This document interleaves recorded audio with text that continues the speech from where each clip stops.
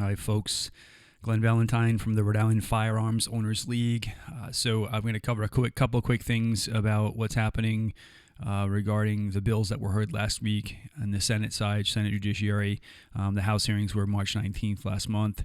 And so in this week's podcast, I'll talk about what the next steps are. I know there's been some chatter on social media why we're asking you folks to still continuously send emails and make phone calls to the Senate President. Next week it'll be the House Speaker.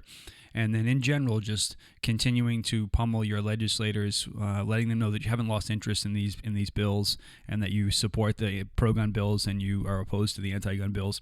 So it's sort of an ongoing fight. So in this week's podcast, I'll talk about what happened at that hearing. And naturally, you should kind of watch social media and see what's happening, what the progression of these bills are, because nothing is dead until the session is over. And I think most folks that follow us on social media and follow the issue locally understand that. I also cover in the podcast some of the folks that in these committee hearings have gone above and beyond to ensure that your Second Amendment rights or your right to protect yourself with a firearm, right to own a firearm, that these are preserved and that the sort of progressive narrative doesn't steamroll us in these committee hearings. And so I talk about this in the podcast in detail, but the purpose of this video is to talk about a few individuals that have been working hard since the day they were elected. And as you know, being a legislator in the General Assembly, that is maybe pro 2A, but they kind of sit on the sidelines and see how things roll out. There are a handful that are very vocal. Representative Mike Chippendale is one of them.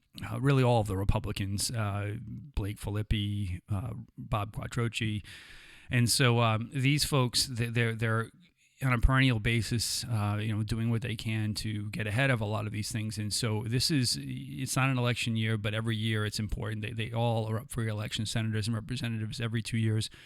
And raising money is certainly a challenge. And so I know in the past, folks have expressed concern about donating to different organizations. There are folks that don't like the National Rifle Association, although they do lots of things that I don't think people are aware of.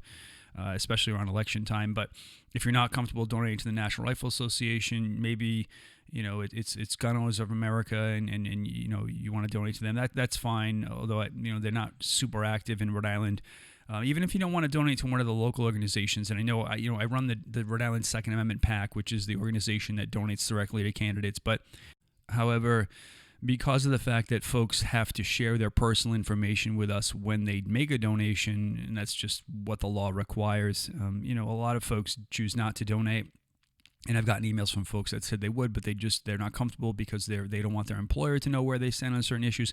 So one of the safest things that you can do to both support the Second Amendment in this state, because that's what the real fight is. I understand there's a lot happening nationally, but that's white noise. The biggest threat and the most likely threat to your Second Amendment or your right to bear arms and protect yourself and the firearms you own is right here in Rhode Island. So one of the things you can do to kind of get around being associated with a gun organization is you can donate directly to the candidates that we know are Second Amendment friendly. And so this week, just to highlight a few of these folks that were really crucial in these hearings, both the Judiciary Committee and the Senate Committee this past week, we want to encourage folks to donate money to those individuals that are currently in the General Assembly.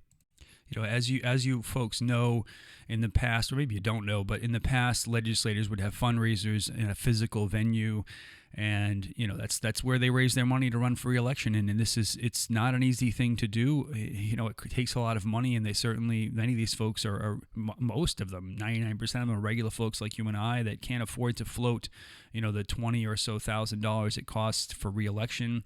And certainly they can't have these physical fundraisers anymore, so they're relying on these online ways to raise money. And so, the PAC, this is what we've done in the PAC, and we've been successful. But I think that we have more followers than most of these folks that are in the General Assembly because a lot of constituents aren't on social media. So I'll highlight three today, and I'll start with Representative David Place, who represents it's District, I think, 47. It's Barville, Gloucester. He's on House Judiciary, was elected, I think, 3 terms ago, 2016 actually, and he is a member of the House Judiciary Committee. And for those of you who watched the House Committee hearings on the 19th of March, if you watch those hearings, you saw, he there was a lot of pushback against these anti-gun bills. It was Representative Place and a few others that offered up, they refuted a lot of the things that were put out there by the people that sponsor these bills, and you saw the interaction, and that's something that takes a lot of time to prepare for. Many of us had gone back and forth with Representative Place about these bills and some of the points that we needed to make, and that he thought we should make. To resonate with folks on the committee that might be on the fence, and not to sort of bamboozle folks into supporting us, but to just simply see the facts and what these bills do and don't do, and how they're really not what these sponsors say they are. Heading over to the Senate side, we have the two senators from last week's hearing. First one is Senator Jessica De La Cruz, who is in District 23, which is, it spills over into Representative Place's. Actually, I think Representative Place's district is inside that Senate district. It's Barville, Gloucester, North Smithfield.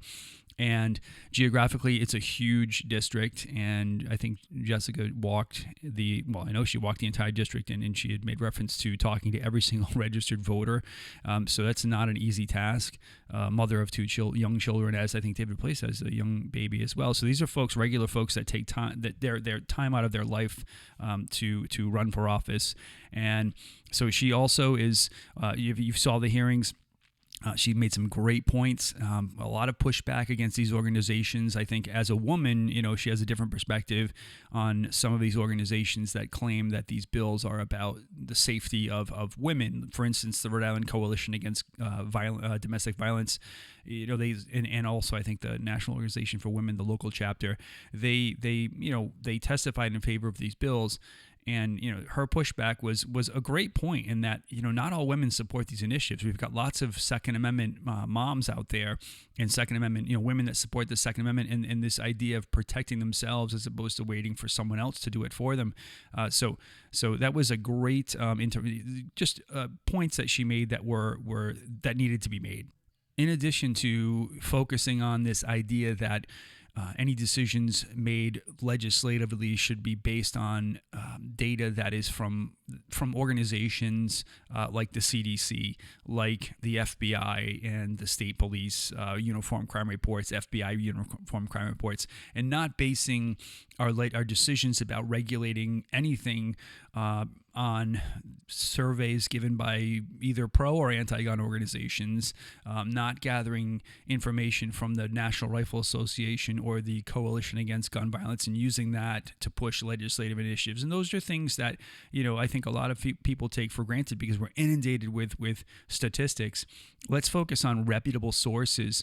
And so there was a lot of pushback on behalf, herself, and I think Representative Raptakis pushed back and said, we need to have stats that are related to Rhode Island or stats that are from reputable sources before we start abrogating folks' civil entitlements. And lastly, you have Senator Gordon Rogers, who is in District 21, I think. It's a small slice of Coventry, some of West Greenwich and Foster and Scituate. Second Amendment guy, was on the town council for many years, and now has been a senator for, I think this is his second term. He's in his second term now. He's a gun guy. He understands, just like David Place and Jessica De La Cruz, he is a gun person. He understands firearms, how they function, what the process is for purchasing a firearm and licensing and all that stuff to carry firearms. And so, it can offer up that pushback in terms of what these anti-gun initiatives would do to us if they did in fact pass, and how they don't align to reality as far as crime in this state and how it needs to be addressed. There was an exchange, interesting, between him and Mayor Elorza, where Mayor Elorza and actually another caller had made reference to the uptick in crime in this state since there's been such a large increase in the number of firearms being sold.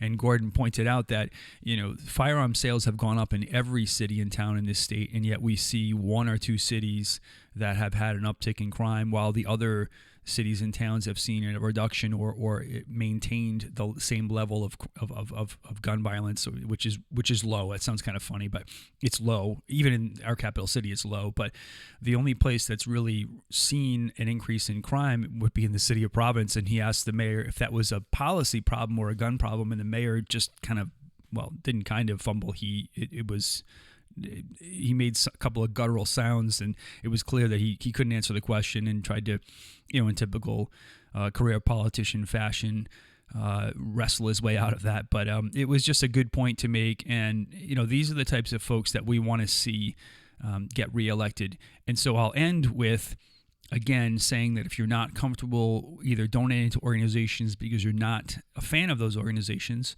which is fine, I wish you'd reconsider, because you have to dig down and past the rhetoric on social media and say, well, what does the National Rifle Association really do in this state? Well, they fight to ensure that folks like these three get reelected. But if that's not enough for you, if you can't get past that, or you don't want to be associated with any organization in the state, that's fine. Donate directly to these candidates, because I will tell you, and I know this from being involved with elections and lobbying at the State House and seeing what's happening with this issue.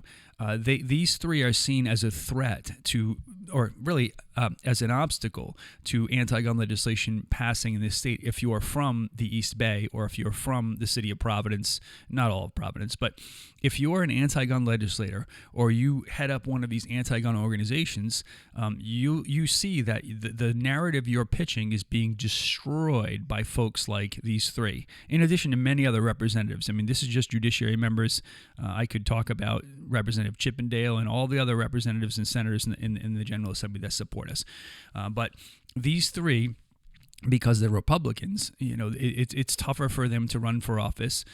So they're absolutely going to be targeted. And if they knock off these three people in rural areas, that's going to take the more suburban legislators and senators and say, well, if they can't win, then why the hell would I be pro-gun?